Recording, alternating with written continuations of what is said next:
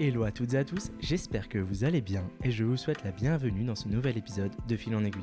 Je suis Émeric Beaumont et chaque semaine je vais à la rencontre de personnalités singulières au parcours hors du commun pour essayer de répondre aux questions que l'on s'est tous déjà posées au moins une fois. Pourquoi certaines personnes ont fait le choix de prendre une voie différente ? Comment ont-elles fait pour réussir ? Mais surtout, in fine, comment de fil en aiguille elles en sont arrivées là où elles sont aujourd'hui ? Et oui, parce que je vous le donne en mille, c'est possible de faire autrement, d'oser et de concrétiser. La preuve, ils ont pu le faire. Et maintenant, plus d'excuses, vous saurez comment. Cette semaine, nous sommes en compagnie de Bertrand Jean. Pour ceux qui n'ont pas encore le plaisir de le connaître, il faut savoir que Bertrand a réalisé l'exploit de devenir multimillionnaire à 25 ans, mais de presque tout perdre 40 ans plus tard. Il n'en est pas moins un homme d'affaires respecté qui a côtoyé des légendes du domaine, à l'image de l'illustre Bernard Tapie. Ensemble, nous avons retracé le fil de sa vie, pour comprendre sa vision, son état d'esprit, son sens des affaires propres à lui-même, mais comprendre pourquoi et comment il en est arrivé là. Il nous livrera des exclusivités et quelques-uns de ses plus précieux conseils, dont le premier, faire avec passion. C'est à l'occasion de la sortie de son premier roman, Love Me, Please Love Me, que j'ai eu le bonheur de le rencontrer. L'écriture, c'est ce qui a guidé Bertrand tout au long de son épopée, et c'est aujourd'hui par ce livre qu'il nous transmet une version française de 50 nuances degrés, inspirée de sa vie et in facto de faits réels. Je ne vous en dis pas plus, et je vous souhaite sincèrement une bonne écoute à la découverte de Bertrand Jean. Bonjour Bertrand, Bonjour. Un grand merci de m'accueillir presque chez vous aujourd'hui. Eh ben, je vous en prie. Je vous en prie. Merci beaucoup. Ma première question va concerner votre enfance, parce que vous avez 1000 vies, mais vous avez commencé quelque part. Comment vous pouvez décrire votre enfance et quel genre d'élève vous étiez ? Alors, je suis né dans un milieu d'intellectuels. Mon père et ma mère étaient professeurs de médecine, des grands professeurs de médecine. Et j'ai vu tout petit beaucoup de choses que les autres n'ont pas eu l'occasion de voir. Des gens ont eu la télévision parmi les premiers et les voisins venaient le regarder chez nous. Des grands savants, des prix Nobel, des acteurs. Mon père était un grand pianiste, pas un pianiste amateur, il était un grand pianiste et il a accompagné beaucoup de vedettes de variété parce qu'il adorait ça. Quant à moi, mon frère et mes jeunes sœurs, on a été quand même élevés un petit peu à la dure et il fallait être dans les premiers de la classe. Alors moi, j'étais pas tout le temps premier et le jour où je l'ai été, mon père m'a dit une fois que t'es premier, il faut pas descendre.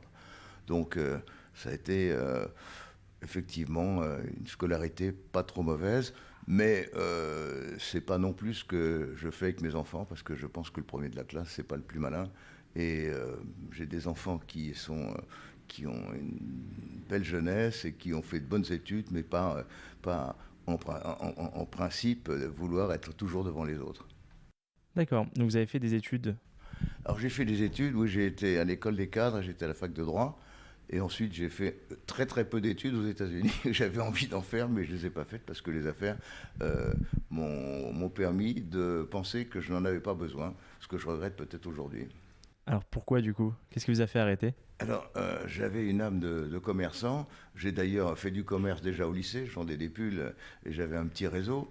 Et ce qui me donnait beaucoup d'avantages sur les autres parce que j'avais un argent de poche assez considérable. Et j'ai été d'ailleurs totalement indépendant de ma famille dès 16 ans.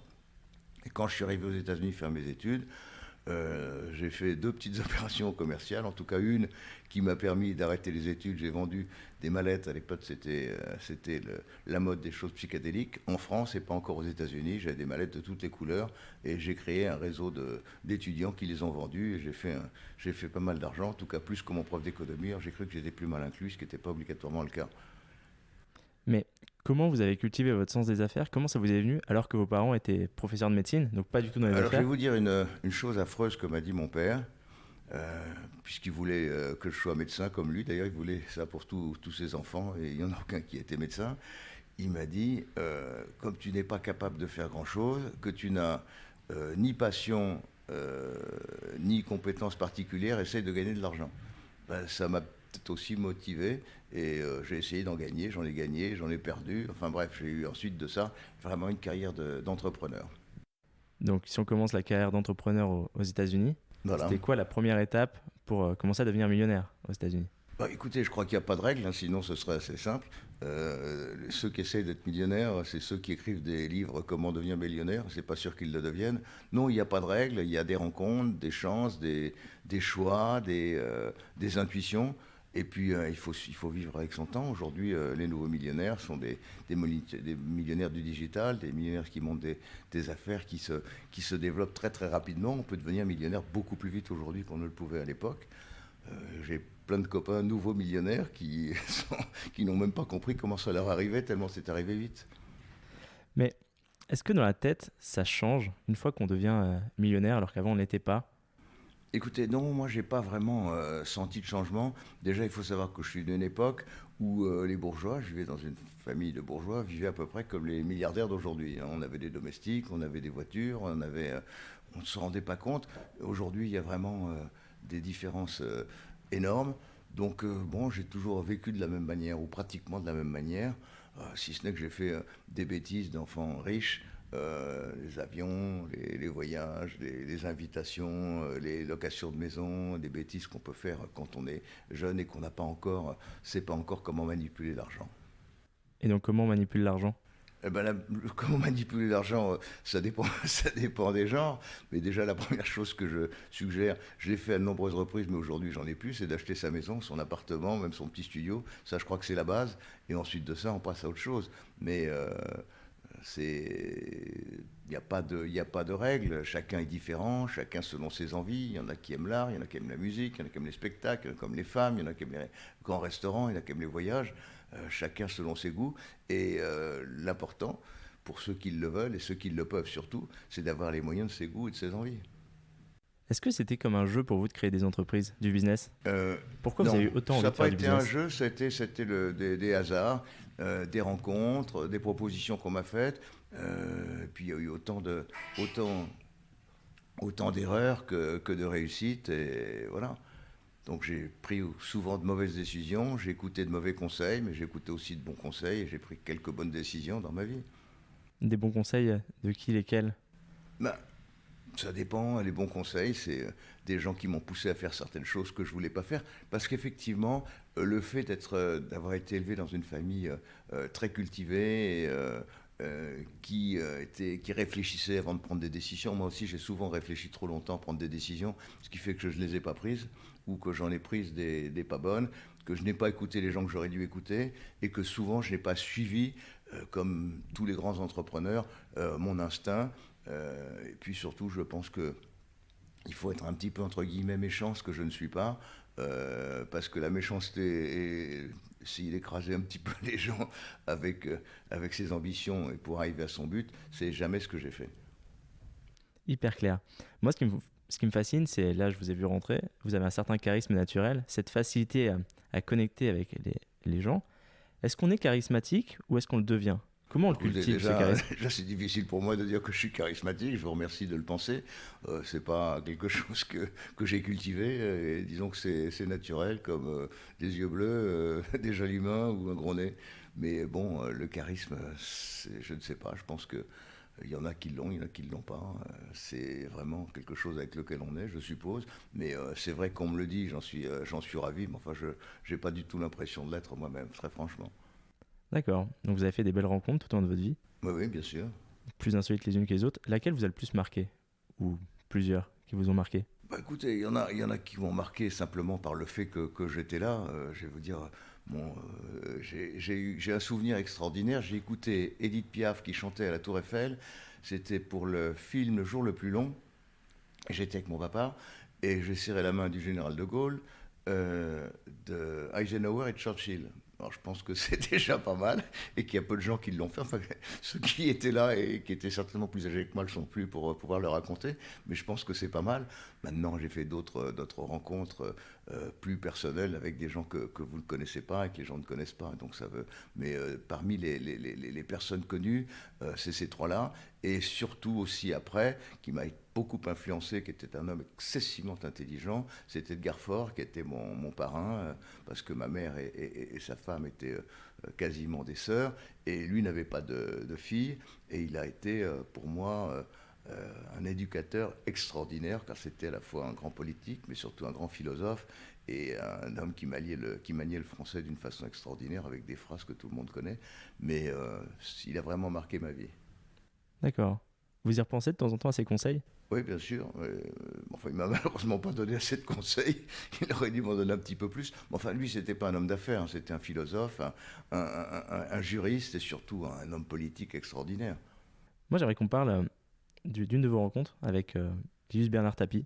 Alors, Bernard Tapie, ça a été une très très belle rencontre, mais c'était une rencontre très malheureuse parce que si je ne l'avais pas rencontré, si on m'avait pas proposé de le rencontrer, j'aurais peut-être fait une affaire euh, qui a été celle que Bernard Arnault a faite après, uniquement parce que mon avocat m'a dit ne suis pas le chemin que j'avais envisagé, et il m'a présenté Bernard Tapie pour reprendre le groupe Agache-Vilo, le groupe Boussac, ce qui a été proposé de la même manière à Bernard Arnault, qui lui n'a pas fait la bêtise de ne pas signer ce qu'on m'avait proposé. Donc Bernard Tapie, un type sympathique avec lui, alors là, lui un vrai charisme, et puis surtout une énergie incroyable. Alors on a été très copains. Sauf qu'on n'a pas pris la bonne voie, parce que, bon, je ne vais pas rentrer dans les détails de cette affaire, mais c'est une affaire qui était très endettée. Bernard Arnault l'a pris avec les dettes, alors que nous, l'idée, parce que Bernard Tapie s'est enrichi comme ça, c'était de racheter les créances pour attraper les affaires en devenant le premier créancier. Donc ça n'a pas marché, mais surtout, je veux dire que Tapie, c'est pas, on dit que c'est un homme d'affaires, mais c'est pas vraiment un homme d'affaires, parce qu'il a tellement de passion, et à l'époque, c'est peut-être un malheur pour moi, il était avec une idée fixe, c'était de traverser l'Atlantique avec son bateau qui s'appelle Phocéa, et il pensait beaucoup plus à ça qu'aux affaires. Et les affaires, il avait des gens, alors lui, c'était le porte-drapeau des affaires, c'était lui le hableur, c'était lui qui allait haranguer les foules, et qui prenait les affaires, parce qu'aussi il avait pas mal d'informations, mais j'ai trouvé au plan humain, il était un type formidable. Pour vous, maintenant, vous avez rencontré un certain nombre de personnes. Quel est le point commun des grands hommes avec un grand H, homme ou femme, la caractéristique commune? Bah, la caractéristique commune, c'est qu'ils sont arrivés quelque part parce qu'ils en voulaient, parce qu'ils avaient beaucoup d'ambition, et puis surtout la volonté, et puis une idée fixe, c'est d'y arriver. Moi, je ne suis pas un grand homme et je n'ai pas de conseils à donner pour le devenir, parce que ça ne se programme pas comme ça. Mais ils ont en commun certainement une grande ambition et une grande force, et ils arrivent à persuader les gens, et ils montent les marches au fur et à mesure que les gens les poussent à monter les marches. Et ceux qui arrivent au sommet, bon, ben c'est les heureux élus, mais je pense qu'ils n'ont pas programmé les réussites qu'ils ont, et le statut qu'ils peuvent avoir. Très clair. J'aimerais qu'on revienne un peu aux États-Unis, votre époque américaine. À quel moment vous vous dites, bah déjà, je vais monter un business? Est-ce qu'il y en a un dont vous êtes particulièrement fier là-bas? Alors, je suis arrivé là-bas, j'avais 23 ans. J'avais déjà une petite expérience à la fois de la faculté, des études, et puis surtout, j'avais déjà travaillé, puisqu'à l'époque, et surtout, là encore, je vous reparle de mon père, il trouvait que le droit et l'école de commerce que je fréquentais, ce n'était pas suffisant. Donc, j'ai été, et ça a été formidable, j'ai fait un an pendant mes études chez Publicis. Et ensuite de ça, un an à la bourse, c'est le plus grand agent de change de l'époque, s'appelait Raymond Level, et j'ai appris la publicité, et j'ai appris, disons, j'ai appris plus ou moins comment on manipulait les valeurs, et qu'est-ce que c'était, ce qu'était la finance. Donc ça, c'était déjà une bonne base pour arriver aux États-Unis.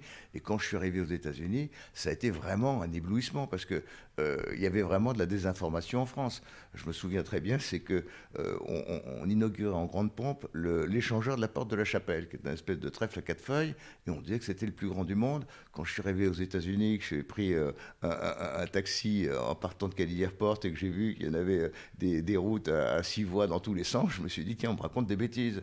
Et quand j'ai été, puisque j'ai passé ma première nuit à l'hôtel, parce que j'ai loupé le copain qui devait m'héberger, et j'ai vu une télévision en couleur, ce qui n'existait pas en France. Bon, et tout ça, les avancées techniques, et puis aussi, là, je l'avais bien connu, puisque j'ai vécu mes 68, mais enfin, c'était liberté des mœurs incroyable aux États-Unis, et puis surtout la bivalence, le fait qu'ils étaient quand même, la plupart des gens, étaient à la fois très croyants, très moralisateurs, etc. Puis de l'autre côté, une liberté incroyable avec la musique, le cinéma, la littérature, les drogues, les boîtes de nuit. Ça avait vraiment rien à voir avec ce qui se passait en France. Et on parlait tout à l'heure de passion. Vous avez eu une passion pour les femmes aux États-Unis, puisque vous êtes peut-être Alors, pas aux j'ai eu une États-Unis. passion, non, je crois que je dois dire que j'ai toujours eu une passion pour les femmes. Et aujourd'hui, et toujours, j'ai préféré la compagnie des femmes. Je m'entends mieux avec les femmes, je parle plus facilement avec les femmes. J'ai rien de particulier contre mon sexe, mais c'est vrai qu'avec les femmes, j'ai pas de compétition. Dans tous les sens du terme. Alors je ne suis pas là pour les charmer, mais je suis là pour les comprendre, je les comprends, je leur parle, je les écoute, ce qui n'est pas peut-être tout à fait commun à tous les hommes. Et c'est pour ça que j'ai peut-être un peu plus de succès qu'eux, parce que je le recherche aussi. Mais moi, j'étais très proche de ma maman, j'ai deux sœurs dont je suis très proche, j'ai eu beaucoup de femmes, j'en ai marié quelques-unes, j'en ai épousé quelques-unes, pardon, et j'ai 2 garçons, 2 filles, je m'entends très bien avec tous, mais c'est vrai qu'il y a un petit plus avec mes filles. Ouais, parce que l'histoire de vos femmes, de vos 5 épouses, est-ce que vous pouvez nous raconter? Parce que c'est assez rocambolesque. Bah, écoutez, oui, enfin, je ne vais pas m'apesantir là-dessus. La première, je l'ai épousée moins par passion que par devoir, puisqu'elle était enceinte de mon premier fils. La deuxième, ça a été un grand coup de foudre, et même après notre divorce et notre séparation, on n'a pas arrêté de se parler. La troisième, ça a été brève rencontre. Et j'ai une chose que personne au monde, je crois, n'a réussi. J'ai rencontré ma quatrième femme au mariage de ma troisième, et j'ai rencontré la cinquième au divorce de la quatrième. Donc, quelque part, ça fait des circonstances et des coïncidences amusantes. Bon, j'ai eu 3 enfants avec ma quatrième femme, qui est formidable, et j'étais même avec elle hier. On est restés de bons amis, et c'est une mère extraordinaire.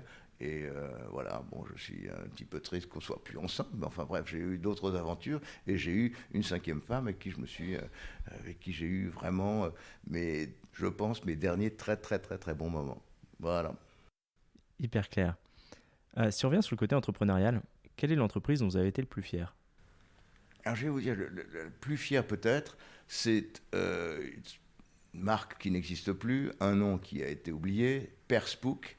C'est le nom d'un couturier norvégien qu'on m'a présenté pour le financer. Et puis finalement, je me suis tellement pris dans cette histoire-là que je me suis impliqué à fond. J'ai monté une société, et il est devenu le créateur de cette marque, Perspook, qui en 4 ans, j'y suis resté à la tête pendant 4 ans, est devenu le 6e couturier français.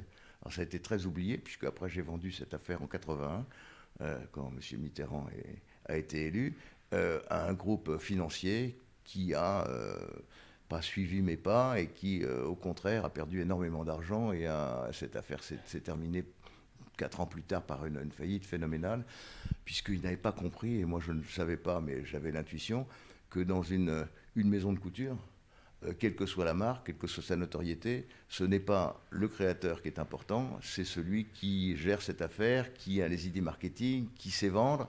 Et je pense, je le savais, un petit peu mieux que ceux qui m'ont suivi et qui ont donné carte blanche au créateur, qui est parti en vrille. Bon, j'avais pourtant expliqué à l'avocat en question qui faisait ce deal que Chanel était morte depuis longtemps, de Dior depuis des décennies, et que les affaires se portaient d'autant mieux qu'elles étaient gérées par des hommes de marketing et des vrais gestionnaires.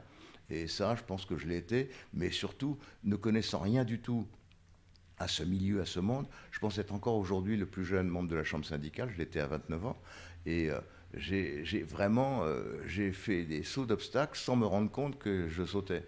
Et tout ce qui paraissait impossible, comme je ne connaissais pas les règles ni les codes, membre de la Chambre syndicale, normalement il fallait 2 ans et des tas de contraintes, une maison de couture avec X modèles, on n'avait pas beaucoup d'argent, et néanmoins, et là j'ai beaucoup utilisé la presse. Et beaucoup utilisé la presse parce que j'avais un discours qui était différent des autres couturiers, à qui on demandait: alors votre collection ça va être quoi cette année? C'est du rouge, c'est du bleu, c'est du court, c'est du long. Et je disais: écoutez, moi j'y connais rien. En revanche, ce que je sais, c'est que mon couturier, c'est celui qui a le plus de talent. C'est formidable, c'est magnifique, et je suis estomaqué quand je vois ça. Bon, ça suffisait pour qu'elle fasse l'article qu'elle voulait, et elles ont appelé cet homme-là, qui avait d'ailleurs fait ses études à la Chambre syndicale de la rue Saint-Roch, à l'école. Il avait été premier devant Saint-Laurent, si ma mémoire est bonne, et c'était pour lui très difficile de s'exprimer, alors que moi c'était plus facile. Et franchement, ça a été pour la presse une belle rencontre avec moi qui a permis de développer cette affaire très vite. Voilà. Incroyable. Combien d'entreprises vous avez gérées tout au long de votre vie? Et très franchement, j'en sais rien parce que j'étais déjà de nombreux conseils d'administration, donc je n'ai pas un gestionnaire. Mais si des affaires que j'ai montées, que j'ai reprises, on va dire 6 ou 7 principales. Très très clair. Moi, je vous ai découvert sur les réseaux sociaux avec une bio qui m'a interpellé. La bio, c'est multimillionnaire à 25 ans et ruiné à 75 ans. Qu'est-ce que ça veut dire? Comment est-ce qu'on passe de multimillionnaire à ruiné? Bah écoutez, on peut y passer facilement si on ne fait pas attention à l'argent qu'on dépense, aux gens qu'on fréquente, aux associés qu'on prend et aux affaires qu'on loupe. Alors j'ai certainement très très mal géré mon patrimoine. J'ai donné, j'ai prêté, j'ai été très faible. J'ai engagé des gens que j'aurais pas dû. J'ai suivi des conseils que je n'aurais pas dû suivre. J'ai été très très largement escroqué. Ça m'a euh, beaucoup fait de mal, surtout moralement en 2012 en reprenant une affaire avec un associé indélicat, Avec Porto, c'est ça? avec Porto, qui est une société magnifique. Je ne sais pas où elle en est aujourd'hui, mais elle doit être pratiquement sous l'eau. J'avais un programme formidable pour la développer parce que c'est quelque chose que je sais faire et le financier avec lequel j'ai été associé m'a éjecté avec des statuts qui avaient été mal rédigés et j'ai perdu 4 ans à ce on me rende mon honneur, ce qui a été fait au bout de 4 ans, mais la personne en question avait piqué les actifs, géré l'affaire d'une façon épouvantable, et ça a été une faillite dramatique. Il y a un autre groupe qui a repris, j'ai proposé mes services, ils m'ont dit que non, ils étaient très compétents. Je leur ai expliqué là encore ma théorie du créateur du manager. Bon, s'ils ne l'ont pas écouté, ils ont été à nouveau en faillite. Et ceux qui ont repris cette affaire, je crois que c'était ceux qui avaient fait faillite en 2012. C'est un milliardaire américain qui avait repris cette affaire pour faire joujou, pour permettre à sa femme de faire joujou, ce qu'elle a fait. Mais enfin, ça coûte de l'argent, beaucoup d'argent même. Mais là, je ne sais pas où elle en est, mais ça a été vraiment une très grande souffrance parce que j'ai vu, de mes yeux vus, sans pouvoir rien faire, une affaire se diriger vers sa perte avec des employés, avec des usines. Enfin, c'était vraiment très triste pour moi. Vous réussissez quand même à vous relever. On va reparler après tout à l'heure avec votre Moi, roman. je m'en suis pas tellement relevé parce que j'ai pas fait grand-chose depuis. Et effectivement, je me suis peut-être un petit peu, j'ai passé en tout cas du temps à écrire. C'est à la fois douloureux et c'est tellement agréable quand l'accouchement se produit. Donc là, mon livre est sorti, ça a l'air de bien démarrer, mais ça a été aussi très très dur. Alors, j'ai pas écrit un livre par hasard parce que je pense que ce livre, il doit être le 50e ou le 60e que j'écris, sauf que les précédents, je ne les ai jamais finis. Hein. Ça a été quelques lignes, quelques Vous chapitres. avez toujours écrit? Ouais, j'ai toujours écrit. Enfin, j'ai toujours écrit. Je me suis un petit peu arrêté d'écrire comme tout le monde lorsque c'était plus facile de pianoter et de regarder des écrans. Mais c'est vrai que je suis d'une époque où les parents venaient dans les chambres pour demander aux enfants d'arrêter de lire. On lisait beaucoup, on écrivait. Et moi qui suis insomniaque, j'ai écrit beaucoup de pages et que j'ai déchiré à mon réveil. J'écrivais des débuts de romans. J'avais une idée, j'avais un scénario en tête, j'écrivais le début, je trouvais que c'était pas bien, donc je déchirais, je reprenais. Donc ça me prenait mon temps.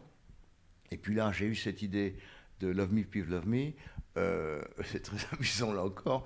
À peu près un an avant que sorte Fifty Shades of Grey, qui est un succès considérable. Alors je ne dis pas que ça n'a rien à voir avec Fifty Shades of Grey, néanmoins, c'est quand même l'éducation sentimentale d'une jeune femme par un homme plus âgé.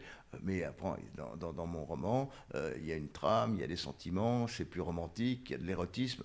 Ça ne va pas directement aller au sex shop et servir de ce qu'on a acheté dans la salle de bain. Non, c'est peut-être un petit peu plus euh, cherché et je dirais peut-être écrit d'une façon différente. Est-ce que ça raconte pas un petit peu votre vie? Alors, je crois que tous les premiers romans sont un petit peu autobiographiques, donc il y a des choses de ma vie. Je me suis inspiré de moi, de mes expériences, de mes amis.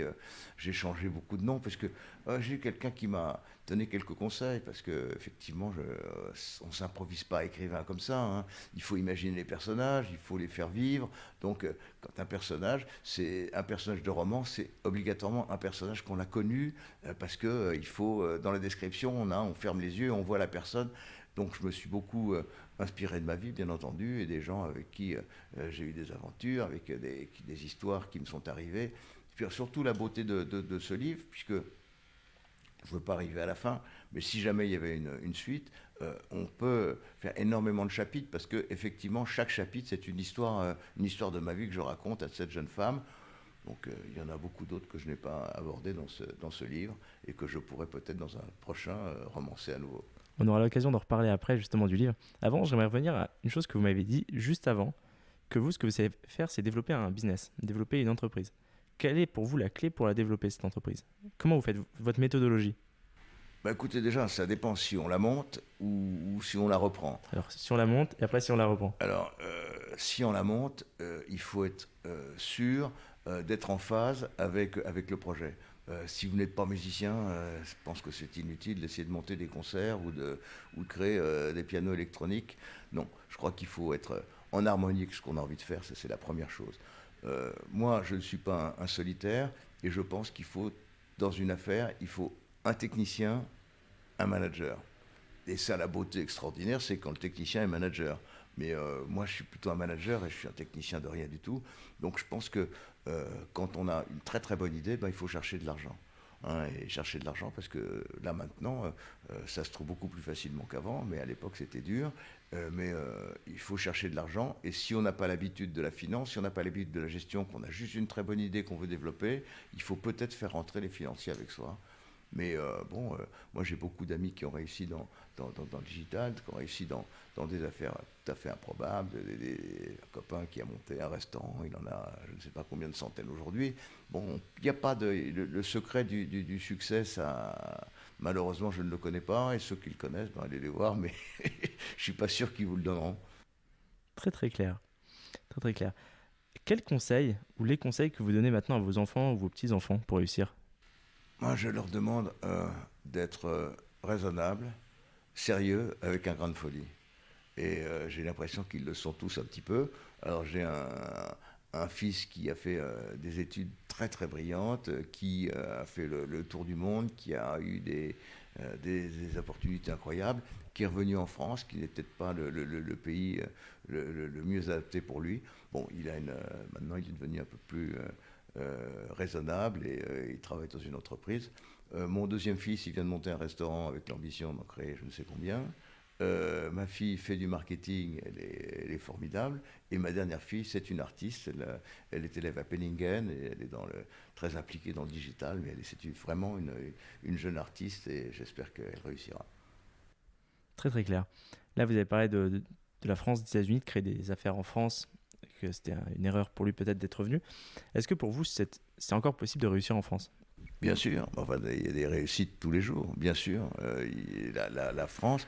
Non, le problème d'ailleurs aujourd'hui, c'est que beaucoup, d'après ce que j'ai compris, beaucoup de cerveaux, beaucoup de gens qui ont des projets quittent la France. Bon, pour des raisons que je dirais presque que j'ignore, parce qu'on est bien ici, hein, on est souvent mieux ici qu'ailleurs.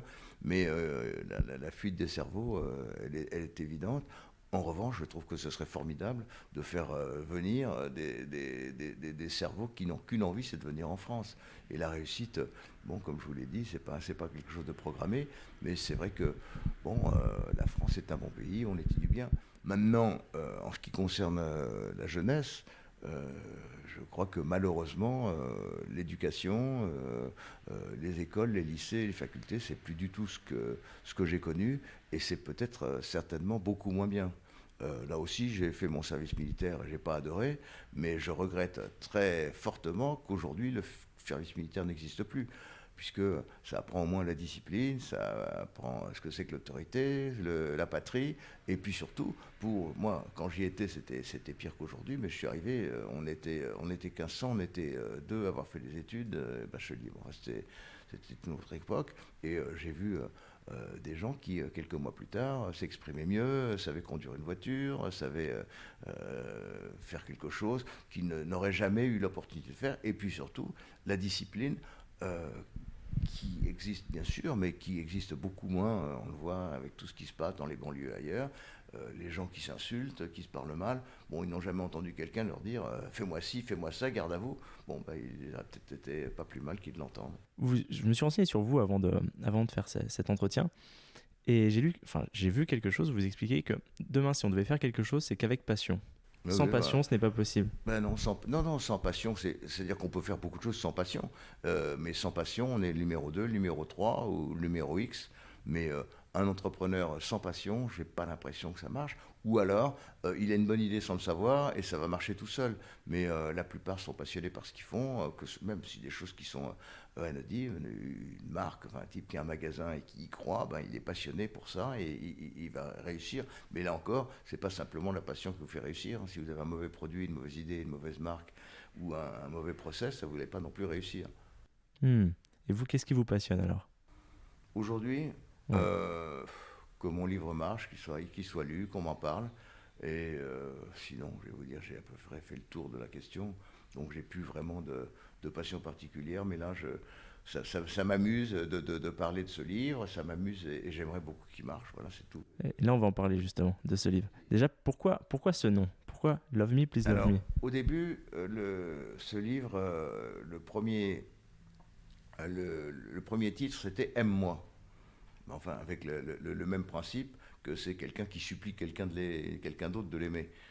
En l'occurrence, c'est une femme qui demande à un homme de bien vouloir l'aimer. Et puis, je sais pas pourquoi, cette chanson que j'adore, euh, Love Me, Please Love Me, je me dis comment je pourrais faire pour utiliser ce titre. Et puis, tout à fait par hasard, il se trouve que mon ex-beau-frère est le producteur de Paul Naref, qui va d'ailleurs revenir en France, et qui a très très gentiment accepté que j'utilise son titre. Et je peux vous dire, c'est peut-être une information prime time, c'est qu'il va revenir en France avec une nouvelle version de Love Me, Please Love Me. Mais je crois que c'est une chanson formidable dans laquelle tout le monde a dansé les slows, tout le monde a un souvenir de ça, et ça évoque parfaitement ce que j'ai envie d'exprimer dans ce livre, en tout cas ce que l'héroïne veut exprimer dans ce livre. Incroyable. Et c'était une volonté de votre part de le tourner sur l'érotisme, sur site rencontre d'amour? Vous auriez pu parler de plein d'autres choses. Bah oui, mais Pourquoi c'était pas une l'amour? volonté, Pourquoi? ça m'est venu tout seul, et puis de toute façon, la trame, elle est là.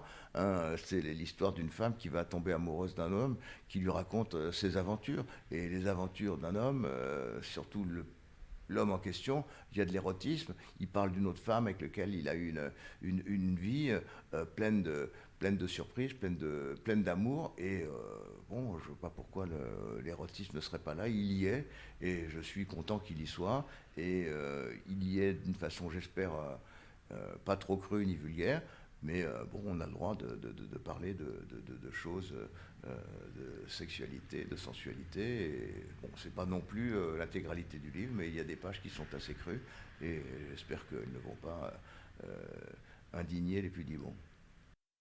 Qu'est-ce que vous pourrez dire à une personne qui hésite encore à l'acheter? Un auditeur là, qui nous entend, ou une auditrice, qui hésite à franchir le pas, de cliquer sur le lien dans la description de l'épisode pour aller acheter votre livre. Ben, qu'elle l'achète, c'est pas cher, et ça me permet de vivre gentiment. Très bien. Merci beaucoup. J'ai quelques questions plus personnelles à poser à la fin de la discussion. Allez-y. Dont une plus particulièrement. Si demain vous croisez le Bertrand d'il y a 25 ou 30 ans, quels conseils vous aimeriez lui donner? N'écoute pas tes avocats.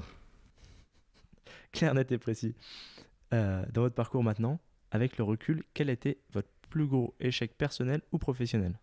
Bah, écoutez, avoir eu la main tendue pour signer une affaire qui est devenue la plus grande affaire de luxe Mondial. planétaire, Ouais. c'est peut-être personne au monde ne peut avoir de tels regrets. Ceci dit, je suis persuadé que je n'aurais jamais fait aussi bien que Bernard Arnault, qui est un génie et qui a vraiment, en partant de ce mini-empire, parce qu'il en a fait un très très grand, lui c'est un maxi-empire, mais c'était quand même déjà très très bien, il avait de très bonnes bases, de bonnes marques, mais il a fait un parcours absolument sans faute, ce qui fait qu'aujourd'hui je crois que c'est l'homme le plus riche du monde, ou en tout cas dans les trois.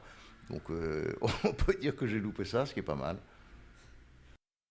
Vous avez été au plus haut et vous avez beaucoup perdu. Est-ce que vous avez une croyance qui a évolué? Non, non, pas du tout. J'ai aucune croyance particulière. Si vous voulez me parler de religion, Ah non, pas du tout, c'est juste une croyance. L'argent ne fait pas le bonheur, par non, exemple. non, je crois. Si, si, l'argent ne fait pas de bonheur de ceux qui en ont. Peut-être, mais bon, moi j'en ai eu, j'étais très heureux, j'en ai plus, je suis pas très malheureux, mais quand même, et je me mets à la place de tous ceux qui n'en ont pas, qui n'en ont pas assez, tous ceux qui sont vraiment pas loin d'être à la rue, il y en a énormément, on ne s'en rend pas compte, et ceux-là, croyez-moi, ils aimeraient bien en avoir. Qu'est-ce que vous faites du peu de temps libre que vous avez? Déjà, j'ai pas que j'ai peu de temps libre, j'ai beaucoup de temps libre. Justement, là, pour le moment, j'essaie de faire la promotion de ce livre. Je lis un petit peu, je m'informe, je suis très informé, ce qui ne sert pas à grand-chose, mais et malheureusement, et surtout en ce moment, je vois des choses horribles qui me font réagir, mais contre lesquelles on ne peut rien. Et je ne pensais pas, franchement, je suis un Européen convaincu, j'ai pratiquement vécu tous les moments importants de ces dernières décennies. Je ne pensais pas sincèrement qu'on verrait ça en Europe, une telle tuerie, un dictateur sanguinaire, et surtout quelques-uns, parce que j'ai quelques amis qui lui donnent des excuses qui sont d'une stupidité sans nom. Aujourd'hui, on assiste à l'envahissement d'un pays par un nouvel Hitler, sans foi ni loi, qui n'a aucune raison ni prétexte pour envahir un pays qui est un pays démocratique, qui soit bien ou moins bien, c'est pas mon problème, mais les tueries que je vois et les bombardements que je passe mon temps à voir à la télévision, comme beaucoup, ça me fait une peine atroce, d'autant qu'on ne peut strictement rien faire, parce qu'à la différence d'Hitler, il peut appuyer sur un bouton. On peut dire qu'Hitler, lui, c'est un immonde individu, un fou dangereux, mais il y a eu quand même 60 millions de morts, mais lui pourrait anéantir la planète avec 3 pouces à la fois. On va parler d'un truc un tout petit peu plus joyeux, la fête. Je sais que vous aimez quand même encore beaucoup faire la fête. Oui, oui. Où est-ce que vous trouvez cette énergie ? C'est dans votre culture depuis toujours d'aimer ça Fais pas ça, je crois que c'est une question de nature. Déjà, je dors pas beaucoup et j'ai pas besoin de beaucoup de sommeil. Je suis dynamique. En dehors de quelques problèmes que j'ai eus qui sont passés, j'ai une très très très bonne santé. Et même sans faire beaucoup de sport, je me sens bien. Et comme une chose qui, en tout cas, me permet de tenir le coup, mieux que d'autres, je fume pas, je bois pas. Donc, c'est déjà pas mal. Et vous dormez combien d'heures par nuit ? Entre 4 et 6. D'accord. Question toujours plus personnelle. Quel est votre plat préféré à vous ? Mon quoi ? Votre plat ? Les œufs brouillés au saumon. Bien moelleux. Mais je sais les faire. Est-ce qu'il y a un film ou un livre qui vous a marqué dans votre vie ? Un film ou un livre ? Alors, un livre, c'est La Lie de la Terre de Arthur Koestler, qui est un livre absolument extraordinaire, qui est d'actualité, puisque c'est l'histoire, si vous ne la connaissez pas, c'est au début de la guerre, tous les Allemands démocrates qui sont venus en France pour expliquer qui était Hitler et le combattre, c'est les seuls Allemands qui ont été faits prisonniers par les Français. Et c'est une histoire magnifique, donc c'est un livre que je recommande.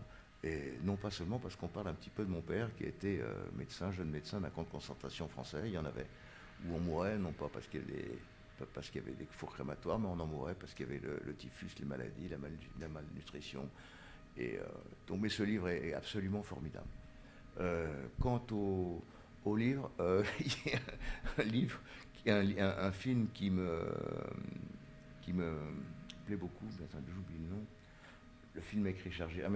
Non, il y a 2 films de Richard Gere. Il y a American Gigolo que j'adore. Et le film avec... j'ai oublié le nom. Enfin, un autre film avec Richard Gere. Enfin, disons American Gigolo pour en rester là. Très clair. Est-ce que vous avez un dernier mot pour les auditeurs qui nous écoutent ? Merci pour leur attention. S'ils sont quelques milliers, ça me fait déjà plaisir. Et quand ils seront quelques millions, encore plus. Et je leur souhaite une bonne lecture et qu'ils achètent mon livre, Please Love Me, qu'on peut avoir très très facilement avec un clic sur Amazon. Voilà. Merci beaucoup de votre temps, Bertrand. À bientôt. À bientôt, merci beaucoup. Et voilà, c'est déjà la fin. Mais si vous êtes encore là, c'est que cette discussion de fil en aiguille vous a plu. J'espère que vous avez pris autant de plaisir à l'écouter que j'en ai pris à l'enregistrer. Croyez-moi, c'est uniquement possible grâce à votre soutien. Alors je compte sur vous pour largement le partager. Ou plus simplement encore, vraiment plus simplement, en me récompensant d'une note 5 étoiles sur Apple Podcast. Je vous dis à très vite pour un prochain épisode.